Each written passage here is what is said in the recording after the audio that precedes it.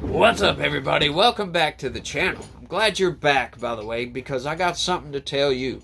Folks, we are winning all the way across the board, not just politically, but culturally as well. Check this out.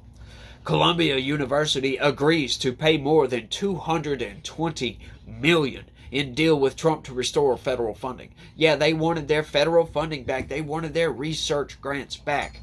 So they're willing to capitulate to normality, folks. Yeah, that's odd, right? That's how I'm going to phrase it, because the corporate press, they're going to phrase it in a different way. Oh, well, Donald Trump's being a dictator. He's being a fascist. He's stifling the First Amendment, y'all. That's what he's doing. No, he's trying to get us back to normality. He's trying to make these institutions of higher learning a place where people can go and not have to be worried about being propagandized and being radicalized by the far left, because that is pretty much what higher learning is these days.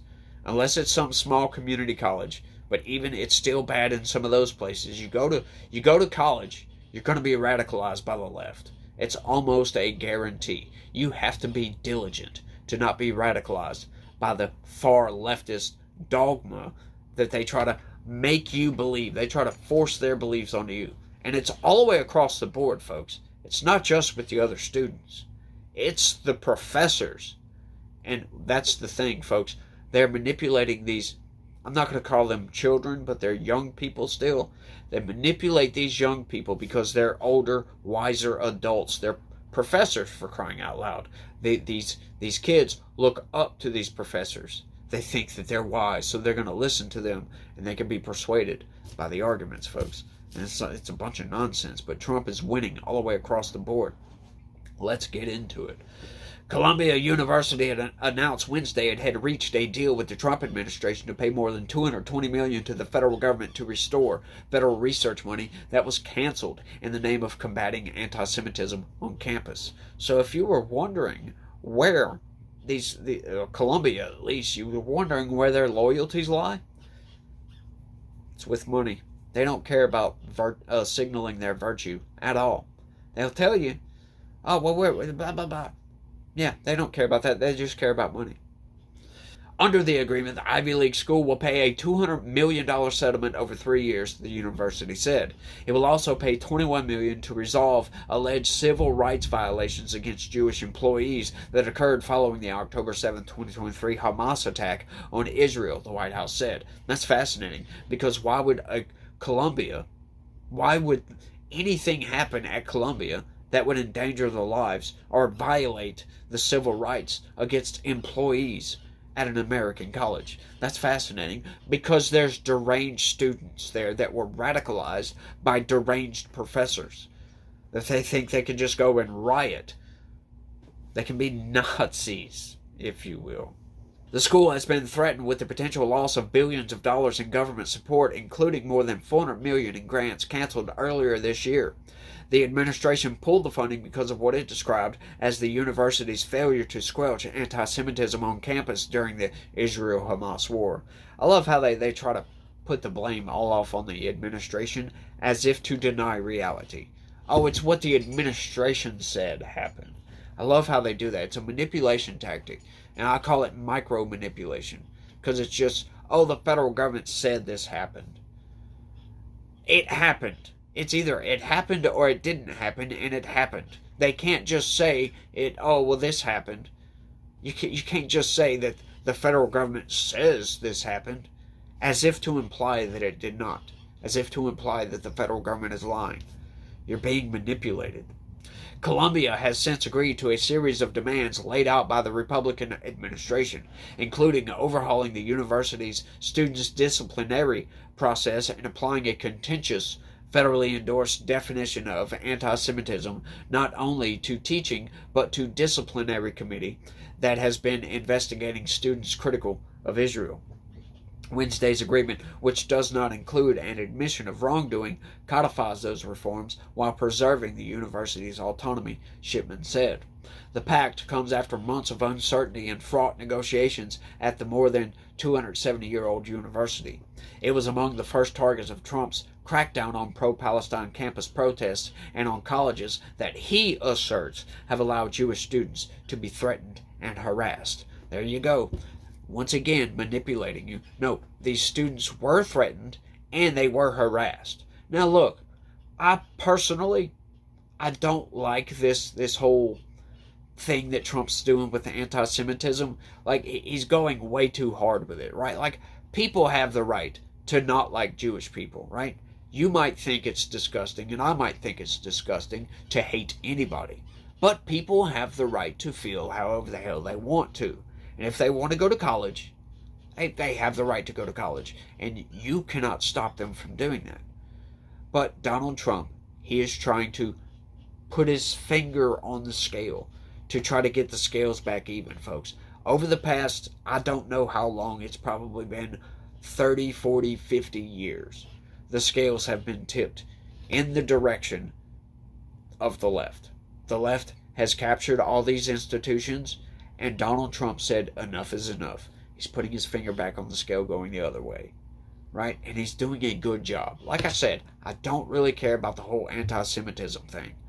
Like, once again, but all of the other wins that come along with it, I'm definitely for that. Columbia's own anti-Semitism task force found last summer that Jewish students had faced verbal abuse, ostracism, and classroom humiliation during the spring 2024 demonstrations. Other Jewish students took part in the protests, however, and protest leaders maintain they aren't targeting Jews, but rather criticizing the Israeli government and its war in Gaza. Now, I'm sorry, there's way too many videos for that to be true. You're not just criticizing the government, right? You don't go around with pro-Hamas signs protesting on a college campus on the other side of the world from where this conflict is going on and say, we're just criticizing the government. I'm sorry, that's not how criticism works.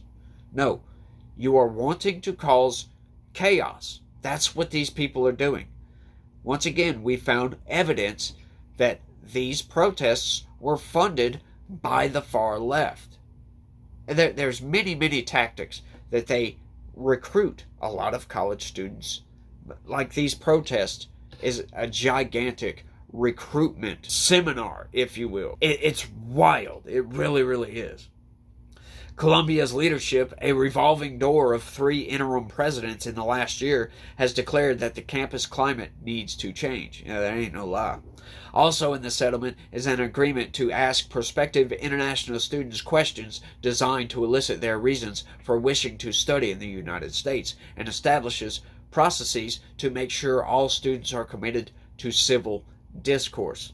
That is right. So the Trump administration wants to know if any of these students, basically, that are here as visitors that come to our country to go to one of our schools, if they are involved in any sort of violent protest like this, or any sort of riot, or any sort of, illegal activity, if you will, they want to know about it, because they're going to deny their visas and deport these people, right? This is definitely the right the United States has to do.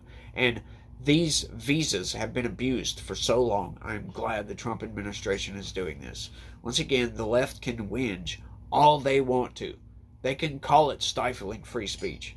Look, guests of this country do not get the same freedom of speech rights that you and I get. You are not a citizen. You are not here as a permanent resident or a legal protectant.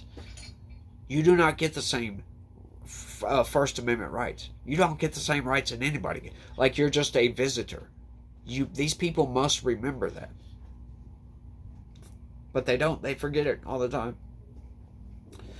In a move that would potentially make it easier for the Trump administration to deport students who participate in protests, Columbia promised to provide the government with information upon request of disciplinary action involving student visa holders, resulting in expulsions or suspensions. This is a very good move. Columbia on Tuesday announced it would suspend, expel, or revoke degrees from more than 70 students who participated in a pro-Palestinian demonstration inside the main library in May and an encampment during Alumni Weekend last year. You love how they frame that, huh? Oh, it was just a pro-Palestinian encampment. Oh, I'm sorry, a pro-Palestinian demonstration in the library. No, they took over. They ransacked the library and took it over. Locked themselves in the library. It was an invasion, as a matter of fact. It wouldn't let students come in. So, once again, putting students out, it was insane. It really, really was. I'm sure you guys remember all that nonsense. But that's how the corporate press frames it. Oh, it was just a demonstration. That's all it was. The pressure on Columbia began with a series of funding cuts. Then Mahmoud Khalil, a former graduate student who had been a visible figure in the protests, became the first person detained in the Trump administration's push to deport pro-Palestinian activists who aren't U.S. citizens. Yes, get them out of here. Why do we want people here that are on the side of Hamas? These people are aligning themselves with a terrorist group. I don't care about any sort of free speech at that point. Get these people out of here. We don't want you here, as a matter of fact. Try doing that in any other foreign country. You won't. You'll find yourself quickly in jail. He's lucky that he just got deported. Or he didn't get deported, as a matter of fact, because we have way too many activist judges that went to schools like this and got radicalized by the left. Just saying. Next came searches of some university residences amid a federal Justice Department investigation into whether Columbia concealed illegal aliens on campus. The interim president at the time responded that the university was committed to upholding the law. I'm sure she was.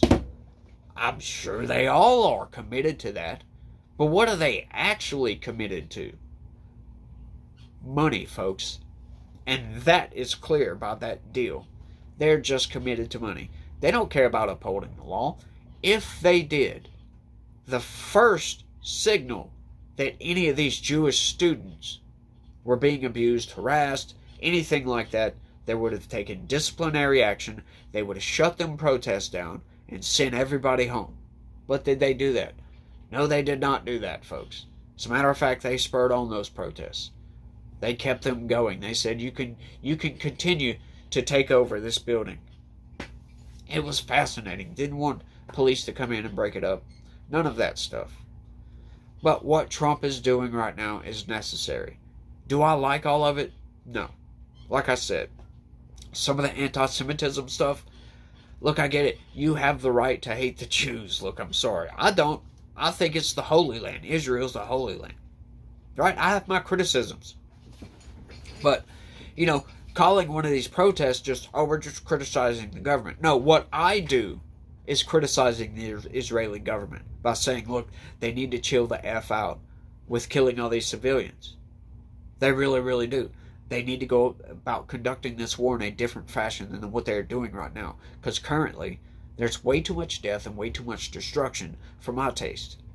Right? They are ruining their reputation on the world stage by continuing this war. I don't know. I guess they can't see that.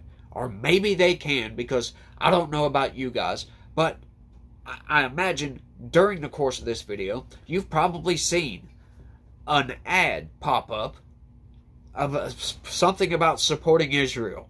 I've been inundated with these damn ads, and I'm getting sick and tired of these damn ads. Israel is dumping a lot of money into advertising right now because their popularity is in the gutter. But it's their own fault, to be honest with you. They're the ones conducting this war in a very, very savage fashion. Look, I get it. They're doing everything they can to minimize civilian casualties, except for the one thing that would actually minimize civilian casualties, which is pointing your bombs in a very precise direction instead of just blanket carpet bombing crap. Right? Like, I've seen a lot of that. But look, I get all of this. I'm taking the wins where I can, because this country has got to get back on track lest we lose this country, y'all. We don't want to lose our country, and I'm so glad Donald Trump got elected, y'all. I don't know where this country would be headed right now if Kamala Harris would have gotten elected. That would be a sad sight for sure. But I think that's all I got on this one. I want y'all to let me know what y'all think about all this down in the comment section. Y'all don't forget to smash that like button for me. Subscribe if you're new around here and you like what you had to see. Share this video anywhere and everywhere you can. I really need y'all's help on that. And if y'all could, click that join button, sign up, and become a member. You know you want to. You want to do it, but something's holding you back. Release those shackles, folks. Click that join button. Y'all try to have a good day. Stay legitical. Peace.